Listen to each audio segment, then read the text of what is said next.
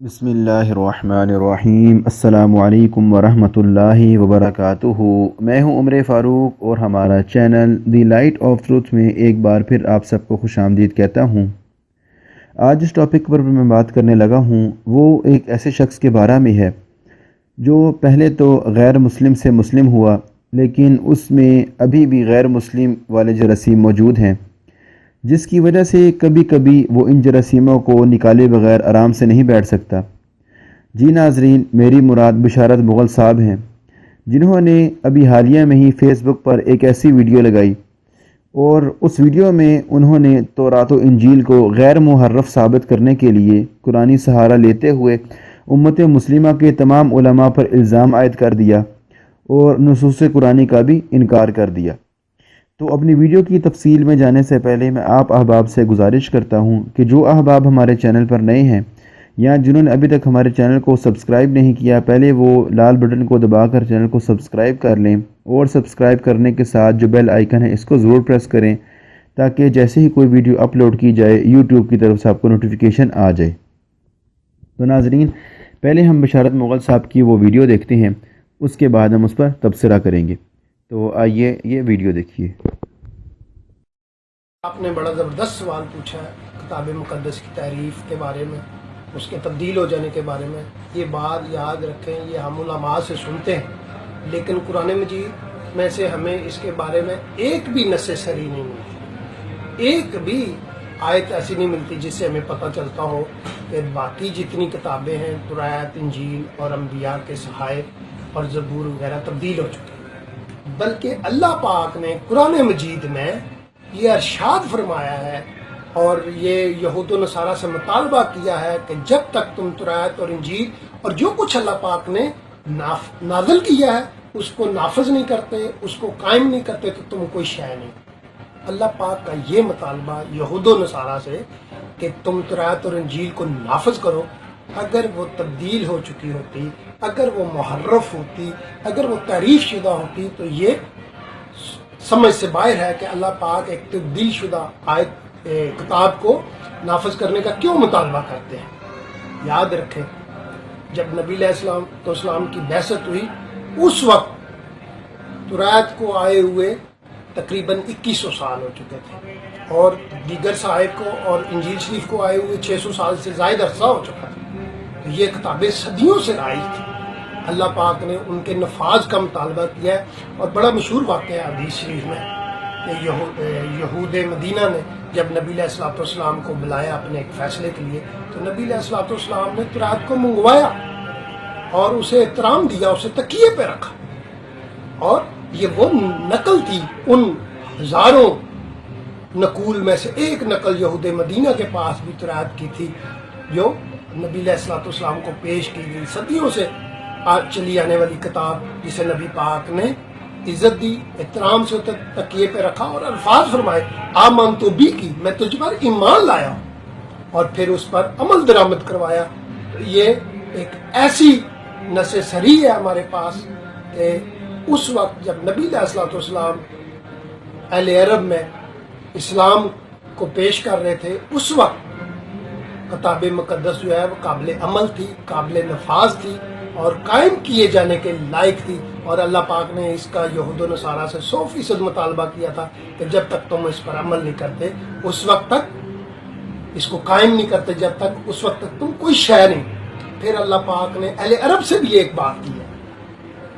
सूरह नंबर कुरान मजीद की 28 उसकी आयत नंबर 49 में, कि अगर तुम सच्चे हो, अगर तुम सच्चे हो तो इन दो किताबों के अलावा कोई तीसरी किताब ला कर दिखाओ। ये चैलेंज अल्लाह पाक का क़यामत तक के लिए है कि किताब मुक़द्दस जो है उस जैसी हदायत वाली किताब क़यामत तक लाई नहीं जा सकेगी, कुरान जैसी भी किताब नहीं लाई जा सकेगी और किताब मुक़द्दस जैसी किताब भी हदायत वाली क़यामत तक नहीं लाई जा सकेगी, क्योंकि ये अल्लाह पाक का चैलेंज है। अल्लाह पाक हमें समझने की तौफीक अता फरमाए और अपनी किताबों पर अमल करने की तौफीक अता फरमाए। वाखिर दावाना अल्हम्दुलिल्लाहि रब्बिल आलमीन। जी नाजरीन, आपने बशारत मुग़ल साहब की बात सुनी। सबसे पहले तो बशारत मुग़ल साहब ने इस बात पर ज़ोर दिया है कि जी बहुत ही ज़बरदस्त सवाल पूछा गया है किताब मुक़द्दस की तारीफ़ के बारे में, और साथ वो ये भी कह रहा था کہ یہ بات یاد رکھیں کہ ہم نے یہ بات علماء سے سنی ہے، حالانکہ اس بارے میں قرآن پاک میں ایک بھی نص صریح موجود نہیں ہے۔ یعنی کہ بشارت مغل صاحب یہاں پر یہ باور کرانے کی کوشش کر رہے ہیں کہ علماء جو ہیں وہ جھوٹ بولتے ہیں، اور قرآن پاک میں ایسی کوئی بھی دلیل موجود نہیں ہے جس سے یہ ثابت کیا جا سکے کہ تورات و انجیل جو ہیں وہ غیر محرف ہیں۔ تو ناظرین، اس بات کی پر دلائل دینے سے پہلے میں یہ کہنا چاہتا ہوں کہ یہود و نصارہ جو ہیں وہ خود تورات و انجیل کے نازل ہونے کے منکر ہیں۔ یہود یہ مانتے ہیں کہ موسیٰ علیہ السلام کو خدا نے صرف احکام عشرہ یعنی کہ 10 احکام لکھ کر دیے تھے، باقی کی ساری جو تورات ہے وہ موسیٰ علیہ السلام نے خود لکھوائی تھی۔ اور اسی طرح عیسائی بھی یہی کہتے ہیں کہ اناجیل وہ یسوع مسیح کے بعد روح القدس کے الہام سے لکھی گئی ہیں۔ تو ان دو باتوں سے یہ ثابت ہوا کہ یہ خود بھی مانتے ہیں کہ یہود و نصارہ کہ جو ان کی تورات و انجیل ہے وہ منزل من اللہ نہیں ہے، بلکہ وہ ان کے ہاتھوں نے خود لکھی ہے۔ اب ہم بشارت مغل صاحب کو دکھاتے ہیں کہ ایک نہیں، اس بارے میں کئی دلیلیں ہیں، اگر ان کی نظروں سے نہیں گزری تو ہمارا اس میں کوئی قصور نہیں ہے۔ تو سب سے پہلے ہم اپنے دلیل کے طور پر سورۃ البقرہ آیت نمبر 75 دیکھتے ہیں، جس میں اللہ رب العزت فرماتے ہیں کہ مسلمانوں، تمہاری کیا خواہش ہے کہ یہ لوگ ایماندار بن جائیں، حالانکہ ان میں سے ایسے لوگ بھی جو کلام اللہ کو سن کر عقل و علم والے ہوتے ہوئے پھر بھی بدل ڈالتے ہیں۔ اس کے بعد دوسری دلیل سورۃ البقرہ آیت نمبر 79 میں اللہ رب العزت فرماتے ہیں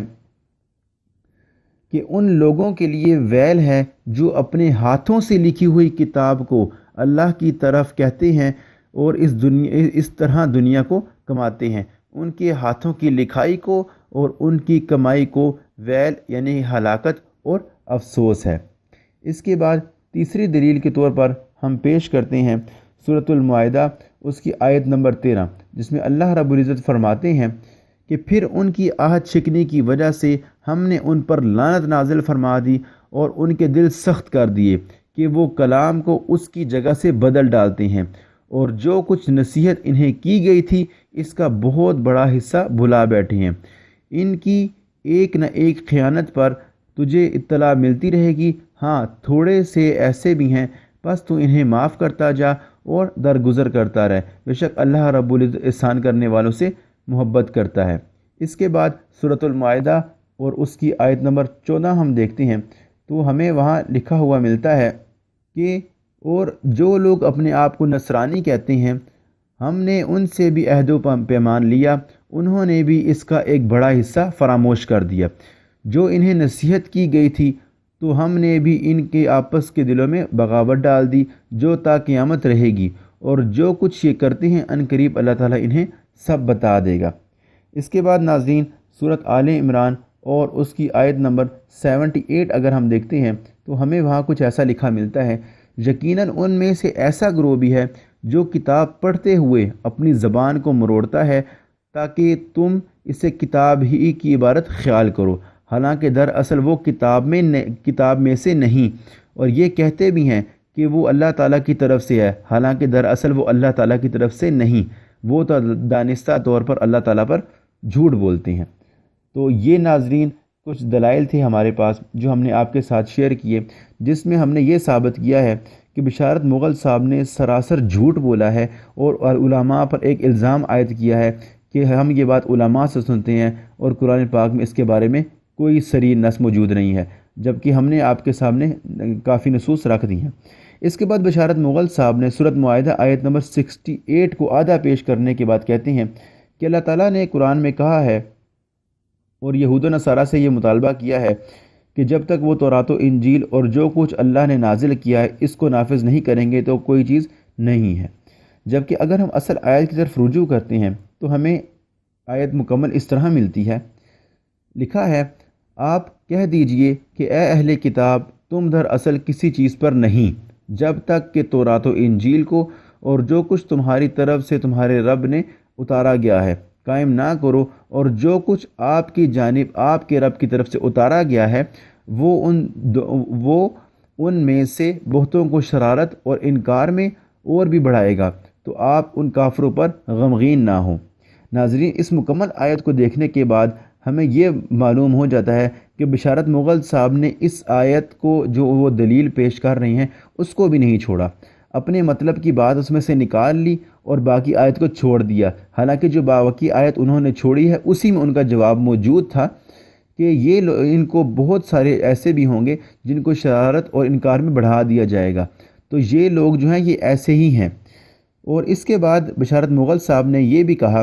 کہ اگر یہ کتاب مقدس جو ہے یہ تبدیل ہو چکی ہیں تو یہ بات سمجھ سے باہر ہے کہ اللہ تعالیٰ اس تحریف شدہ کتاب کو نافذ کرنے کا مطالبہ کیوں کر رہے ہیں۔ بشارت مغل صاحب، اگر آپ کے دماغ میں یہ اس طرح کے الٹے سوالات آتے ہیں تو آپ ان کو مسلمانوں پر عائد نہ کریں۔ پہلے دلائل میں یہ ثابت کر دیا گیا ہے کہ اس میں تحریف ہوئی ہے اور تحریف آپ کو بتا بھی دی گئی ہے۔ اس کے بعد انہوں نے اپنی ٹھوس دلیل کے طور پر ابو داؤد سے ایک حدیث پیش کی، حوالہ تو انہوں نے ایک بھی نہیں دیا تو ہم آپ کو حوالہ بھی دکھا دیتے ہیں۔ ابو داؤد سے انہوں نے ایک روایت پیش کی جس میں وہ یہ کہہ رہے تھے کہ نبی صلی اللہ علیہ وسلم نے ایک فیصلہ کیا تورات سے اور اس کے بعد یہ کہا کہ آمنت بھی، میں اس کتاب پر ایمان لایا۔ تو یہ ناظرین آپ کے سامنے مکمل حدیث ہے کہ حضرت ابن عمر رضی اللہ تعالیٰ عنہ فرماتے ہیں کہ یہودیوں کی ایک جماعت آئی تو وہ رسول اللہ صلی اللہ علیہ وآلہ وسلم کو وادی کف میں بلا کر لے گئے، تو آپ ان کے پاس ایک گھر میں گئے جو ان کا مدرسہ تھا۔ انہوں نے کہا، اے ابو القاسم، ہم میں سے ایک آدمی نے ایک عورت سے زنا کیا ہے، سو آپ ان میں فیصلہ کر دیں۔ انہوں نے رسول اللہ صلی اللہ علیہ وآلہ وسلم کے لیے ایک تکیہ رکھ دیا، آپ اس پر تشریف فرما ہوئے، پھر فرمایا تورات لے آؤ، تو اسے لایا گیا۔ پھر آپ نے تکیہ اپنے پیچھے سے نکالا اور تورات کو اس پر رکھا، پھر فرمایا میں تجھ پر ایمان لایا ہوں اور اس ذات پر بھی ایمان لایا ہوں جس نے تجھے اتارا ہے۔ پھر فرمایا اپنا بڑا عالم لے آؤ، تو ایک جوان کو لے آیا۔ پھر رجم کا قصہ اس طرح، یعنی کہ یہ بات آگے ہو جاتی ہے۔ بشارت مغل صاحب نے اس بات میں سے اس حدیث میں سے یہ بات نکالی تھی کہ جی ایک تو نبی صلی اللہ علیہ وآلہ وسلم نے تورات کو عزت بخشی کہ اس کو تکیے کے اوپر رکھا، اور دوسری بات اس نے جو پوائنٹ یہ نکالا کہ جی نبی صلی اللہ علیہ وسلم نے فرمایا کہ میں تجھ پر ایمان لے کے آیا۔ ادھر سے دو بات، پہلی بات تو یہ مسلمانوں کا عقیدہ ہے کہ یہ جو کتابیں تھیں یہ نازل کی گئی تھی، ان پر ہمارا ایمان ہے۔ مروجہ جو ہے یہ ان کی خود لکھی ہے، ان کے بارے میں ہم کچھ نہیں کہتے۔ دوسری بات جو بشارت مغل صاحب نے کی کہ نبی صلی اللہ علیہ وسلم نے فرمایا کہ میں تجھ پر ایمان لے کے آیا، تو وہ ایمان اجمالاً تھا، یعنی کہ وہ اجمالاً اسی طرح ایمان تھا جیسا کہ ہم کہتے ہیں کہ ہم تورات و انجیل پر ایمان رکھتے ہیں، وہ اجمالاً ایمان تھا۔ اس طرح نبی صلی اللہ علیہ وسلم کو تورات تو پڑھنے نہیں آتی تھی، اس لیے آپ صلی اللہ علیہ وسلم نے اس حدیث کے مطابق اپنا بڑا عالم منگوانے کی فرمائش بھی کی تھی جس کو لایا گیا تھا۔ تو اب اس کی مثال بھی اسی طرح ہے، جیسے کوئی شخص کسی مرزائی کا قرآن جو ہے وہ رکھ دے اور دیکھنے والا یہی کہے کہ جی یہ قرآن ہے، وہ اس کو مانتا ہے، لیکن جب وہ بعد میں کھول کر دیکھے گا اور اگر وہ پڑھنا بھی جانتا ہے تو وہ دیکھے گا تو اس کو بعد میں پتہ لگے گا کہ یہ تو مرزائیوں کا قرآن ہے، یہ تو ہم نہیں مانتے۔